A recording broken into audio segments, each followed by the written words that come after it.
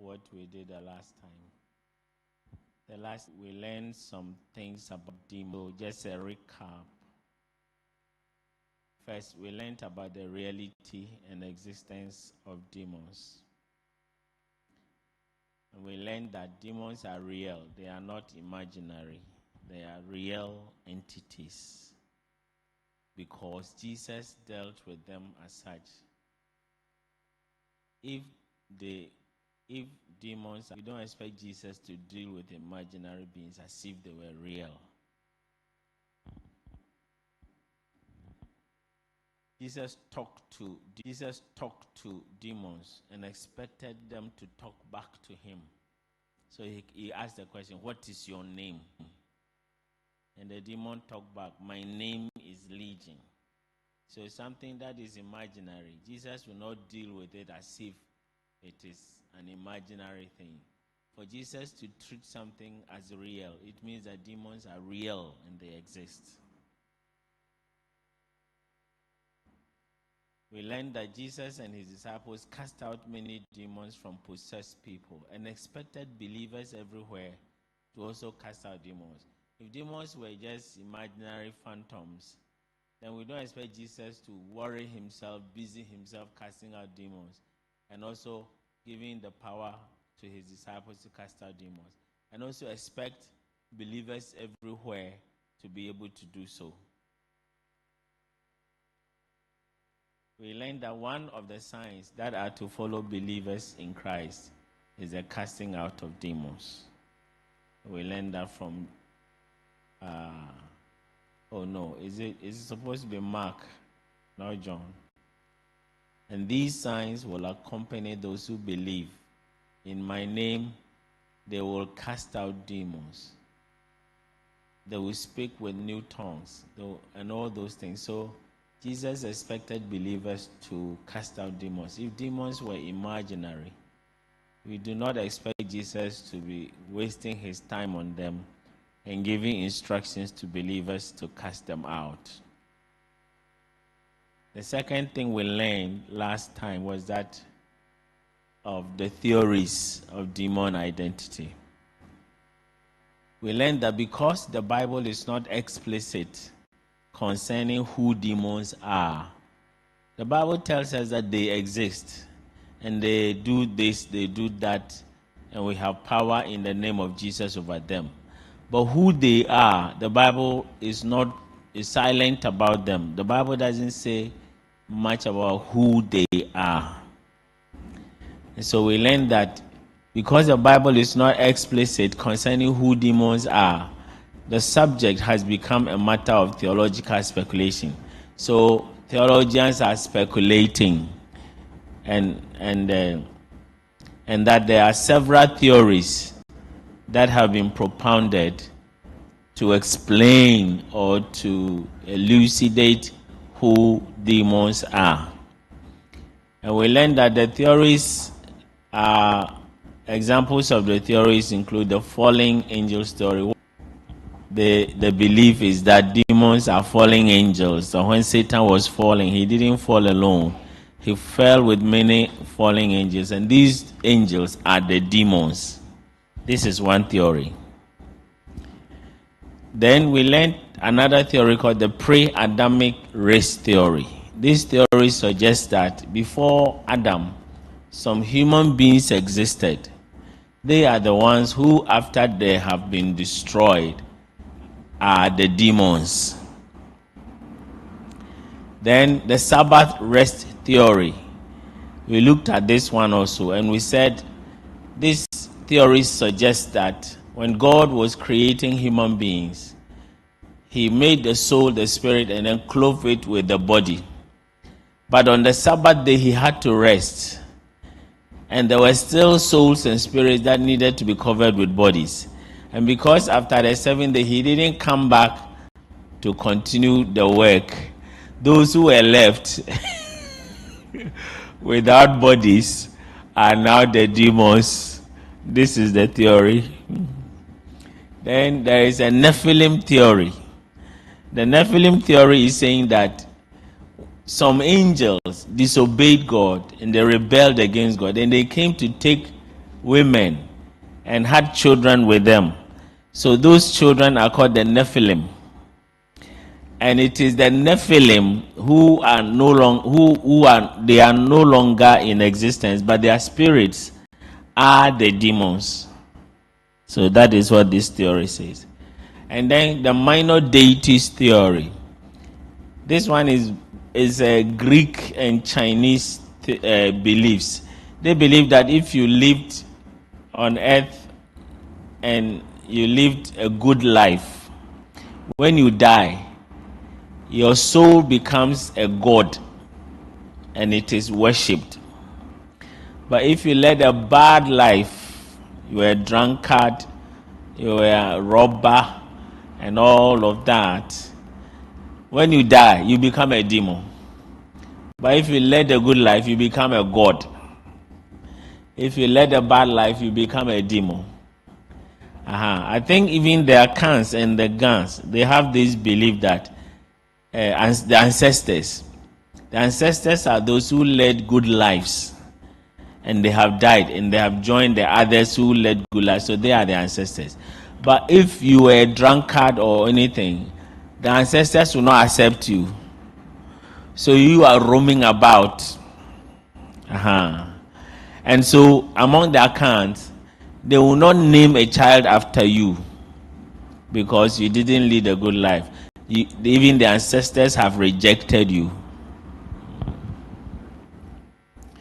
Then the souls of dead unbelievers theory. So we came to this theory that says that when you don't die as a believer, your soul does not go to paradise to rest with the Lord. So your soul roams about, and it roams about as a demon, and it can possess people. So these are examples of the theories that have been propounded to explain who demons are. All because the Bible is not explicit about it. Then we learned about the most plausible theory. By analyzing the theories, two of them stood out. The fallen angels theory, suggesting that demons are fallen angels, which is what most Christians accept. Most Christians and most theologians and theological books will tell you that demons are fallen angels. I don't know where they got this from, because there is no scripture that suggests that demons are fallen angels. So we say this one stood out because it is accepted by most Christians. Then the second one is the souls of dead unbelievers theory, suggesting that demons are human soul spirits. They are not angels, but they are human souls. The conclusion we arrived at was that the souls of dead human beings theory is the most plausible. And we gave reasons why they couldn't be angels, but that they have to be human. We learned about that the previous time. This theory states that when unbelievers die, their soul spirits go to Hades to await the final judgment and hell. And it is during this state, when they have died. Okay, so this is the human constitution. We have the spirit, we have the soul, and we have the body. This theory says that when you die, your body separates from the soul and the spirit. So if you died as an unbeliever,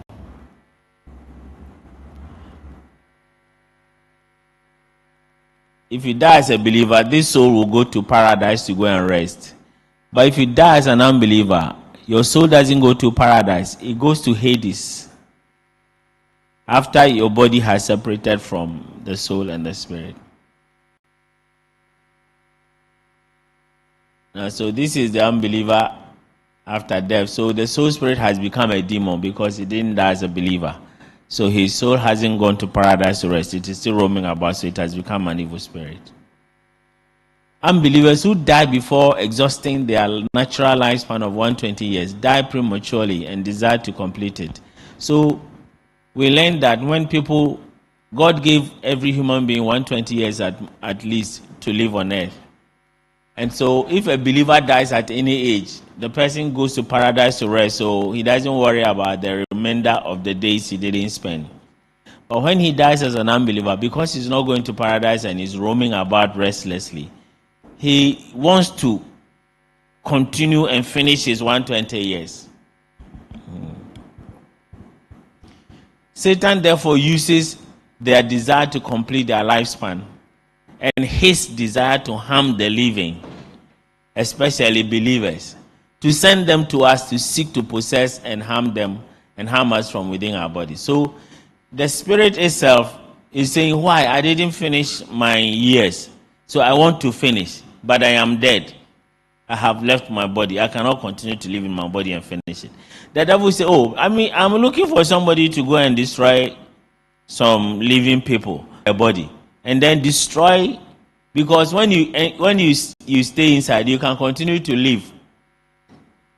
But I will use you to destroy the person. We learned about the 5 reasons why demons could not be angelic.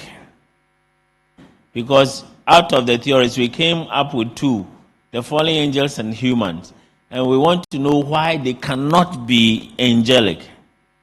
We went on to give reasons why demons could not be angelic, but human, based on location in possessed persons, based on nature and the method of operation of demons and fallen angels.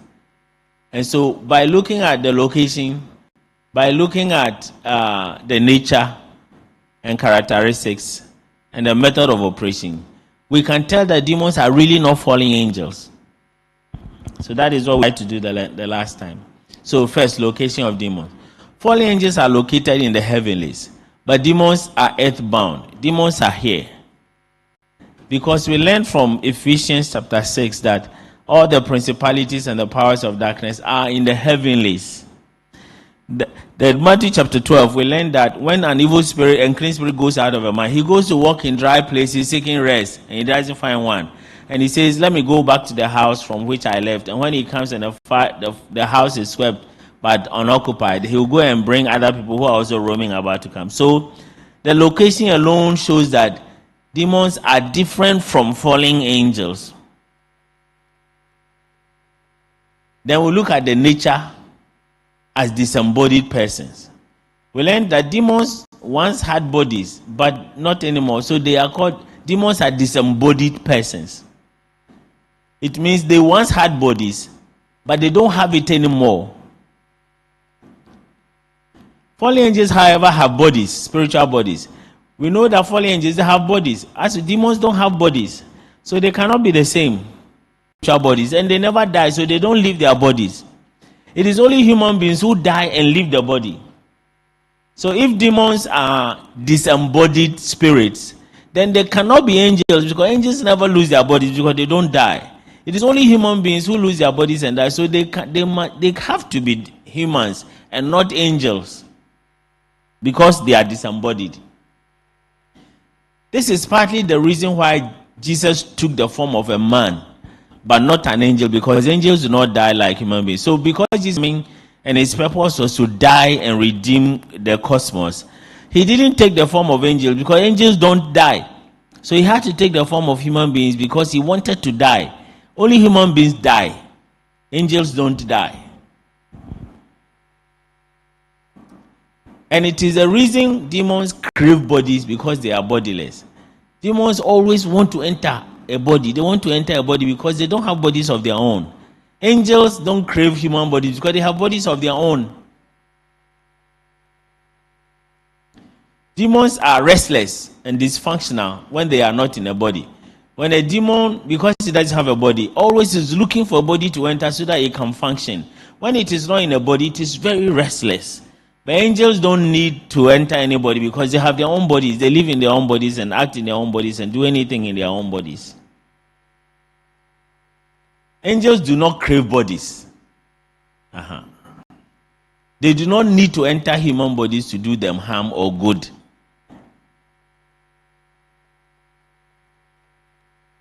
Then we looked at possession of human traits. Demons usually have human traits when they manifest in possessed people. when demons manifest in possessed people, the traits they exhibit are not angelic traits. They are human traits. The cowardly nature of demons when they manifest in possessed people could not be that of angels. They are always afraid and they are always begging, please don't cast me out, don't cast me out. But angels, you can't frighten angels like that. Now, there are different ways of dealing with the two. We learned that there are different ways of dealing with demons and dealing with fallen angels. We fight against and resist fallen angels, suggesting that they come to us from without the body. But we cast out demons, suggesting that they enter and stay within the body. So, why demons stay within the body? So angels don't stay, they approach you this way. So you resist them and you drive them away, which means they are not the same. 5. The numbers involved in possession. We learned that an unlimited number of demons can enter one body. For example, the demoniac of the gatherings. When Jesus asked, what is your name? He said, my name is Legion because we are many. And according to scholars, there were about 6,000 demons inside the one man. But it is unthinkable for that number of fallen angels to enter to stay in one body. How 6,000 fallen angels come and stay in one man? It is unthinkable.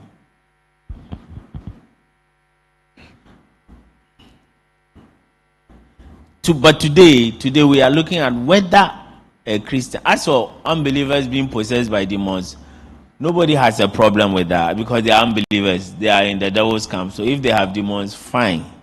But the question that everybody wants to ask is, can a Christian born again by the Spirit of God, can a Christian be demon possessed? This is the big question which we want to answer.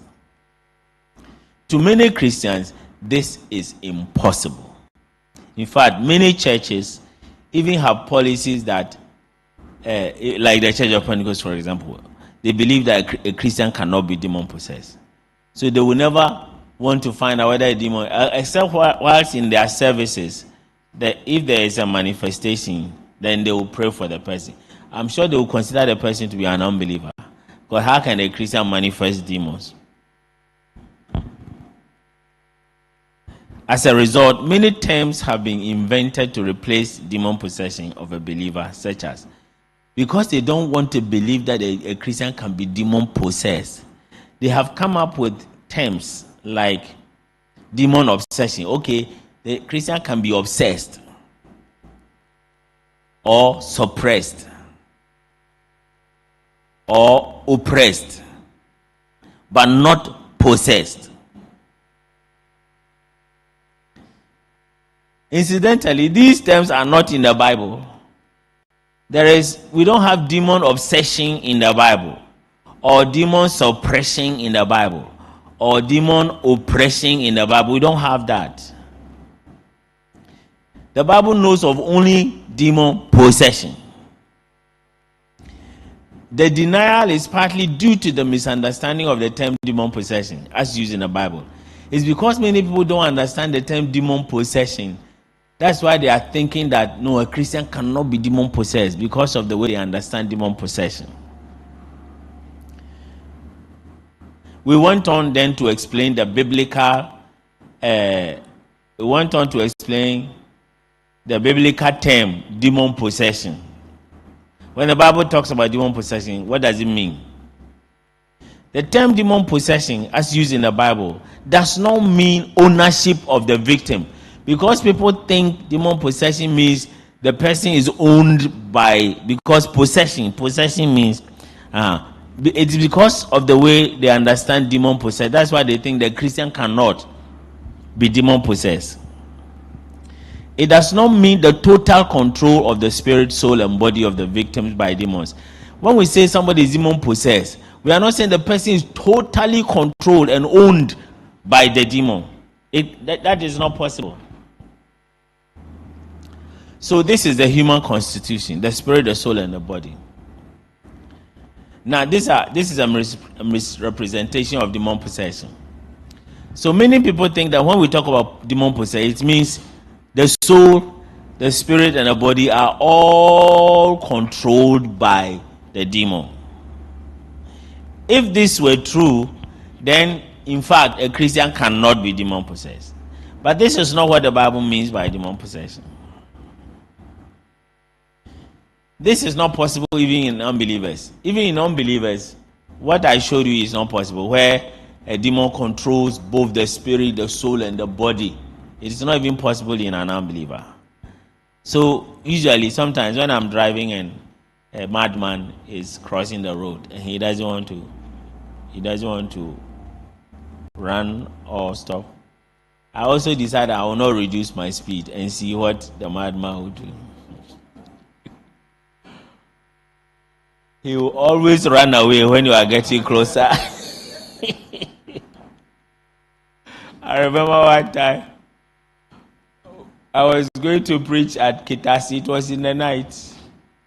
It was dark. So as soon as we started climbing the hill, there was this madman crossing the road. He had decided he will not run. And me too, I have decided I will not reduce my speed. Then when we're going, he said, stop.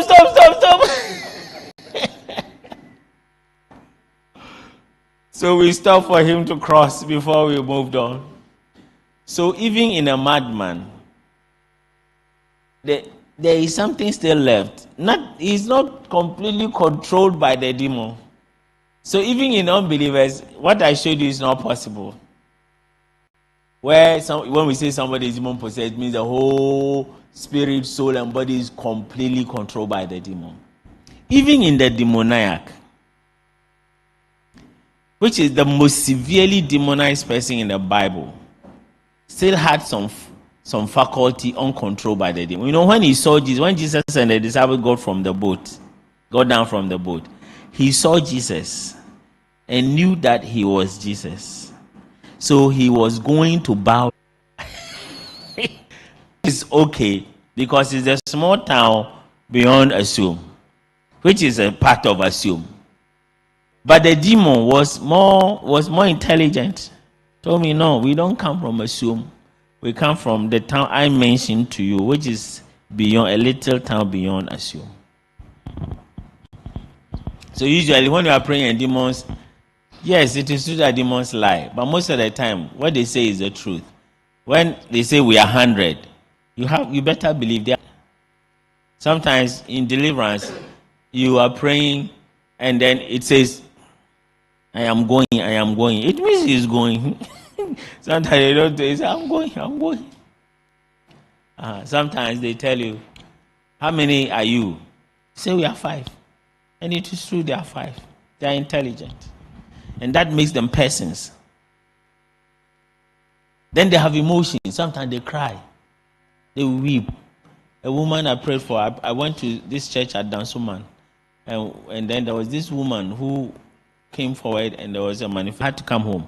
So she took my number and followed me here. And when we were praying, apparently this woman married a chief. Any man who comes goes away. Any man who comes, sometimes she drives them away. Sometimes they also go away. And she doesn't understand. But when we prayed at Dansuman, the man, the chief, the dead chief manifested and said, so when we came here, this man started crying. Oh, to what this man was crying. And then told us that he's the one who has been driving the suitors away. Anybody who comes, he drives him away. Because he's still married. Then they started crying a lot. So they have emotions, and that makes them persons. Then they have wills. If you have met a very stubborn demon, go. He said, I won't go. So they can use their own wills to decide, I won't go. Even though eventually they'll go because you are confronting them with superior authority, so they will go, but they will resist and they will fight you. I will not go. But eventually, if you persist, they will go. So these are the characteristics of personhood. And demons have all of that. They have life, they have self-intelligence, they have emotion, and they have will. What they don't have, they lack that one. Because that's why we are saying that they cannot be angels. Angels also have all this. but they have their own bodies. Demons don't have bodies. That's why they want to enter another body.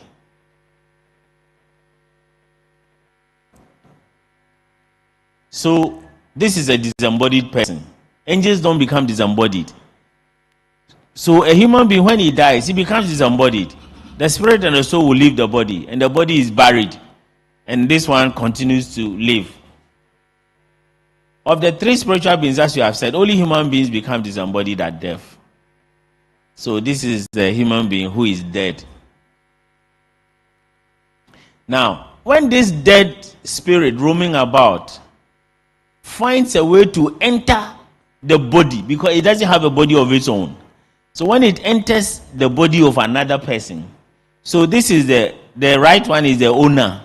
The spirit and the soul is the owner of the body. Now the left one is an intruder. He has lost his body, so he has entered this one's body. So this is what the Bible calls possession. You are possessed because a spirit has entered your body and is living inside your body and is sharing is sharing your body with you. You are the owner. He is an intruder, but he can also use your mouth. He can also use your hands. He can also use any part of your body whenever he chooses. So sometimes people, maybe a 60-year-old man has raped a 9-year-old girl, and he goes to court, and the judge says, but why did you do that? Then number one, and human beings, of course, the court doesn't believe in spiritual things, so the court will not listen to this man's plea. Many times it is true. He didn't do it, but it was his body that was found doing it. There is another person inside who did it. But they cannot catch the other person, so they will jail them. So this is a case of 6 intruders who are sharing this man's body with him. So these are their 6. They can be any number. To the demoniac, we said there are about 6,000 who are inside. And if you are working with 6,000 other persons inside you, are you not heavy? You become very heavy. So sometimes when you do deliverance, and the people wake up from the floor and they say, I'm feeling very light. Why wouldn't you feel light? You were loaded with so many persons living inside your body. So when they go out, and that is the reason why they also fall. When demons are going out, people always fall. Because when the weight is reduced quickly like that, when they leave, then the person loses balance and then he falls. A demon, therefore, only needs a body through which it will express its personality. I can see, but I don't have eyes. So when I enter your body, then I can use your eyes to see what I want to see. I want to drink alcohol, but I don't have the vocal equipment to drink. The desire is in me. The means to satisfy the desire is what I don't have because I don't have a body. So if I can enter somebody's body, I can now use the person's vocal equipment to drink. That is why demons, therefore, if a Christian creates doorways in his life, the demon will enter to share his body, but not his spirit where Jesus or the Spirit of God dwells. Because the demon only needs the body and not your spirit.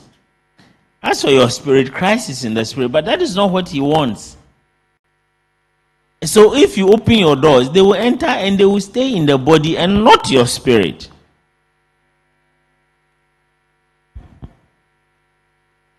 So this is a Christian who has Christ in his spirit. If this Christian doesn't take care, a demon can enter the body, but not the spirit. As for the spirit, Christ is there, so he cannot go there. But the body, he can enter the body, and Christ is still in your spirit, but he is sharing your body. It's your body he wanted, and you have opened the door for him and he has entered. And so this is a Christian who is demon possessed. He's still a Christian because Christ is still in his spirit. But this Christian is going to struggle with discipleship because there is an intruder hiding in the body who is also trying to draw him back. So you see, the person would want to come to church. But as soon as we start preaching, this man will say, please sleep, don't listen to it. Yeah, so you see, this person will be struggling with sin. Today he's falling, tomorrow he's getting up. He's struggling. He's still a Christian because Christ is in him. But the intruder is working against his spirituality. So this is an example in the Old Testament. We are comparing the Old Testament temple to the believer who is also a temple. So in the Old Testament temple, we had the Holy of Holies. Then we had the holy place, then the outer court.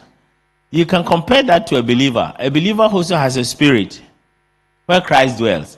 He has a soul, and then he has a body. Comparable to what used to be in the Old Testament temple. Now, in the Old Testament temple, God was dwelling in the Holy of Holies. That is why nobody was allowed to go there except the high priest once a year, because the presence of God was in the Holy of Holies. But in the days of Jesus, he entered the temple one day, and he saw that people were doing business in the outer court. And then he said, why have you turned my father's house into a marketplace, into a den of thieves? All this while God was his presence was in the Holy of Holies. But the people were still doing their business. They couldn't be bothered. And God didn't come out to drive them away. Sometimes people ask, so if there is a demon in me and Christ is also there, why doesn't Christ drive them out? Why didn't God come to drive out these people? He didn't. It was Jesus who entered the place and then made a ship and drove them. These spirits came out. But when I grew up and I asked, because nobody in my house has this mark. So I asked, and they said I should go and ask my grandfather. And my grandfather explained to me why I got this mark. Then he told me that when I was 4 years, I used to have convulsions as a baby. And they took me to a medicine man. We used to live at Crossroads. They brought me to there is a town on the road in Kurakai or something. Is it in Kurakai? No, there is a town on the road before you get to. So they brought me there. And the medicine man, as part of his treatment, gave me the mark and put something inside.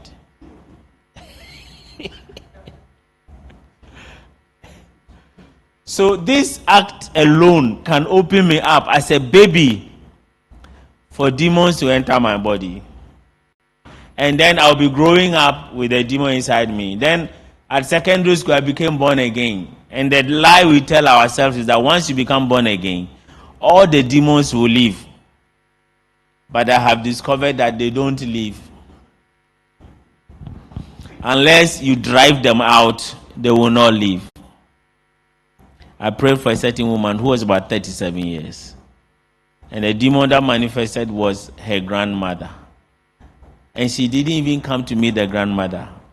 When she was born, the grandmother was dead. But she was named after that grandmother.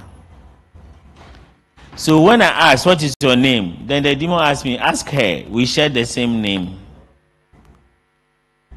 And I couldn't stop to ask her because she was in a certain stage. You couldn't ask her a question. So when we finished, so eventually the demon mentioned the name. I'm called Abuna Mansa. But that's not how I knew the woman. The woman was called Annie. That's how I knew the name I knew. So when we finished the first session, I asked Annie, does the name Abuna Mansa ring a bell? He said, yes, I was told when I was born. That was named after my grandmother, who was called Abuna Mansa.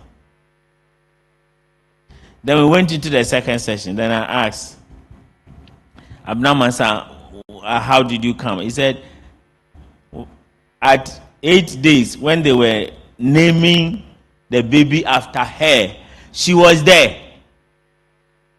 So as soon as they lifted the baby up and said, "You shall now be called Abnama," she entered.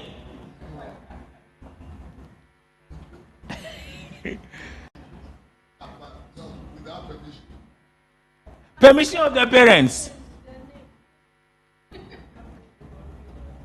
When you are a baby, you don't. Your will is in your mother or your parents. So your parents say, "We are handing you over to your grandmother," kind of. So she said she entered, and she was 37 years at the time we were praying.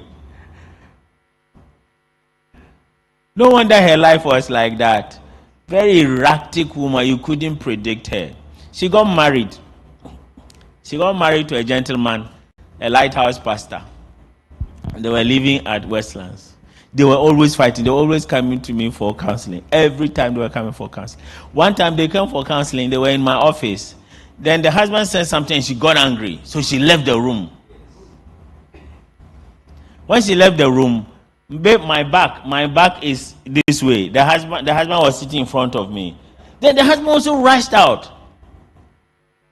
So I didn't understand. Not knowing that she had come to climb the baptistry we had here. She wanted to fall down into the water because she was angry.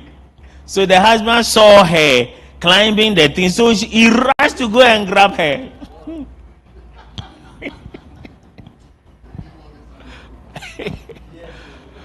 So ask the demon. So why are you worried, Abner Master? Your namesake.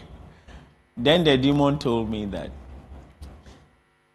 she wanted to break her neck at the time they were naming her after her, but she couldn't. Yes, that is what the Spirit said. So now she wants the lady to break her son's neck. She is in her. And then the lady said, "Now I understand." And I said, "What do you understand?" She had a son about 4 years. But she always prefers to let her son be with her mother at Spintex, even though she was living with the mother-in-law in the same house. And always the mother-in-law has been complaining, "Why do you think I'm a witch? I will eat your son." You are living in my house with your husband. You have a son. Every time your son is with your mother. Why you think I'm a witch? And then she understood. Anytime she is bathing the boy, a certain urge comes over her to break the boy's neck. That is why she doesn't want the boy to be around her. And it was this old lady inside her who, because she failed to break her own neck, wants her to break the boy's neck. So some Christians are already contaminated. There is a pastor who came to me and begged me to please talk to my wife. And I said, "What's the problem?" "My wife doesn't want sex. So we are always fighting over it. But there are girls living in our house too. I wonder, if you don't take one day, you get me into trouble with one of these girls." Then the wife will laugh and say, "Oh, you are beyond that. You can't fall." So he came and reported the wife to me. Very beautiful woman. So I invited the wife. Then I asked what her problem was. Then she would not say it until we went to pray, and the demons manifested. Not knowing that she was born in a stool house. So all her life, they had eaten this food sacrificed to the gods. So as soon as they finish the sacrifice, they will cook the meal, and then all the children, they'll put it in a big wooden bowl, and they will all come and eat. And she has eaten this thing ever since she was a child. And because of that, she was very promiscuous when she was growing up. Now at the university, she became born again. And the demons this time, they know they can't get her to continue to be promiscuous. So what they are telling her is that now you have to compensate God for the life you lived. So stay away from sex. And it is still the demon's hard play, so that your husband will get into trouble. So you see how they change. Here they are causing the woman to be promiscuous. Now she's born again. They haven't gone. They are still there. They say, now stab your husband. Think that you compensate God for the life you lived by staying away from it. So we prayed here. We were praying here. She vomited plenty beyond through this window at the back. We had to bring buckets of water to wash them away when we finished. So some Christians are already contaminated before they become Christians. Oh, they are still married. I haven't seen them for a long time. They are still married. But the husband eventually had some problem. Because of that, he was demoted from his position.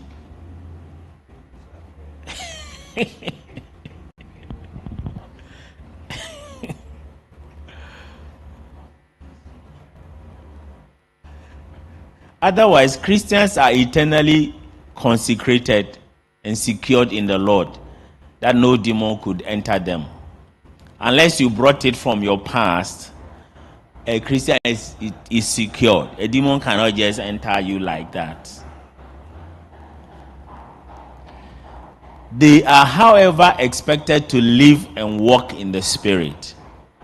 In order to continue to be eternally secured, you have to walk in the Spirit. If they do not continue in righteousness, but indulge in sin and things of the devil, they become exposed and vulnerable and could be possessed by demons. So even if you didn't bring it from your past, you are born again and you are supposed to stay away from certain things and you are still indulging in them, then you are making yourself vulnerable to them. So a pastor that I prayed for, I taught him in Bible school. One day when we finished with demonology, when I was going out, he followed me to my car and said, "Sir, can I come and see you?" Then I said, "Yes, you can." So he came to see me here, and we prayed. When we prayed, there were wild manifestations. He had a certain uncontrollable anger, the anger he could not control. Later on, his senior pastor came to thank me. He said, "This guy is a good guy. He does evangelism. He does everything well. But when he gets angry, nobody can control him." When he came to the church, he mobilized the young people to form a choir, and they could sing very well. And they even produced a CD.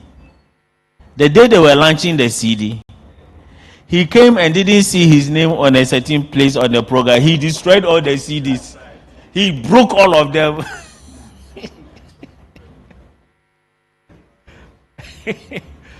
This pastor, it took me 3 days to finish dealing with him. The first day we didn't finish. The second day we did it. The third day before we finished. The last demon that left him told me to advise him to stop watching pornography. Can you imagine? Which means in his case, he opened the door by his activities and the demons entered.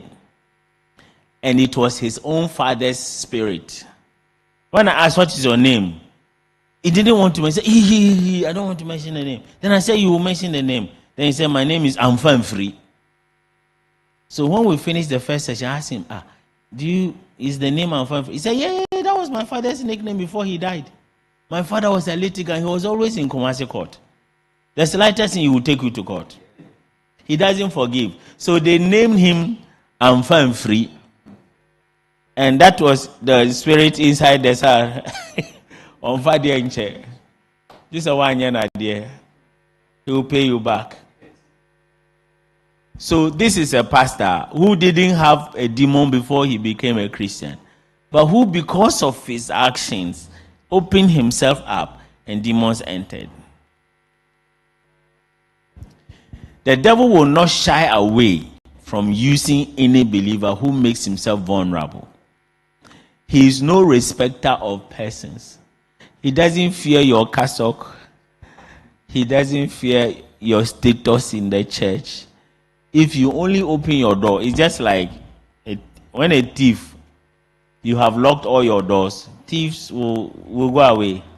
But if they are passing and your doors are open, that one, even the one who is not even a good thief will come inside. Even Peter, the chief apostle, was not spared. Peter, in the same chapter of Matthew, made a confession of Jesus' deity by a revelation from the Father. And Jesus said, it is not flesh and blood that has revealed this to you. But at the same time, he was used by the devil in wanting Jesus to bypass suffering and death for the crown. So now when Jesus came into the district of Caesarea Philippi, he asked his disciples, who do people say that the Son of Man is?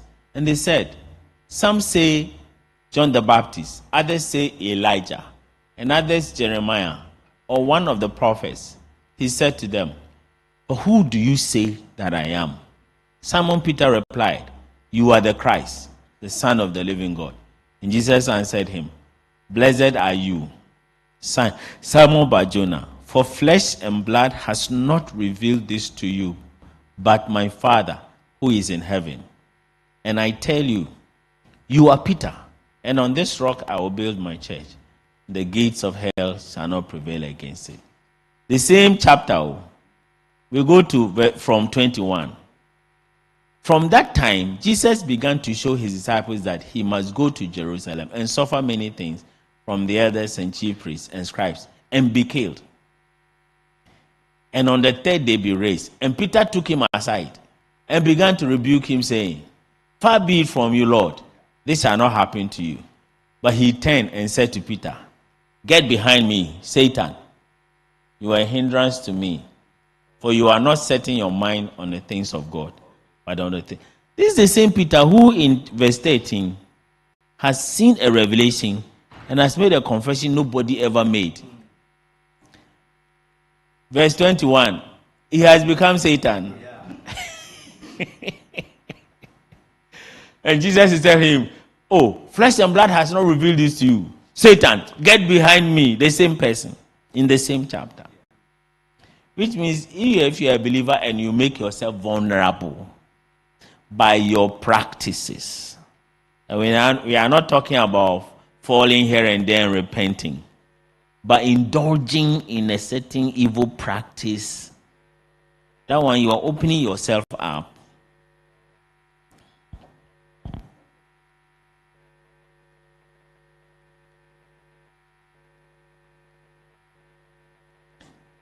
Yes, that is if you are not. Jesus said you don't have the mind of God, you have the mind of man. And it is tempting, this is Jesus. We have all believed that he is the Messiah who is coming to lead us against the Romans, like any Jew, to establish a kingdom for the Jews. Now look at him talking about going to die. Going to die, saying,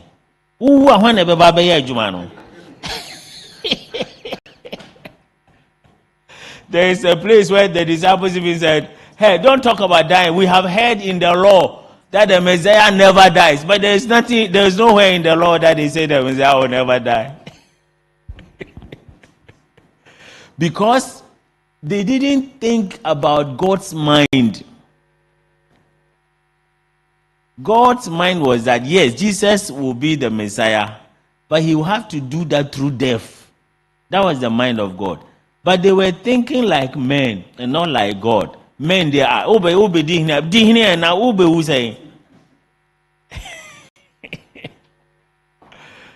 so, even if you are the chief apostle,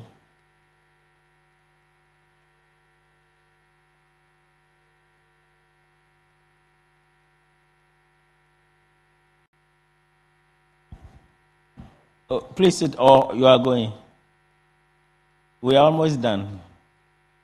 Okay. So even if you are the chief apostle, you can make yourself vulnerable And the devil is no respecter of persons. He can take advantage of the door you open and sneak through. And then, but of course, the good news is that if he comes 10 times, you can drive him out 10 times. So no fears. It's only when you allow him to stay for a long that he will disturb you. Otherwise, when he comes, you drive him away. Okay, so that is the end. I'm sorry for those of you who came late. We are done.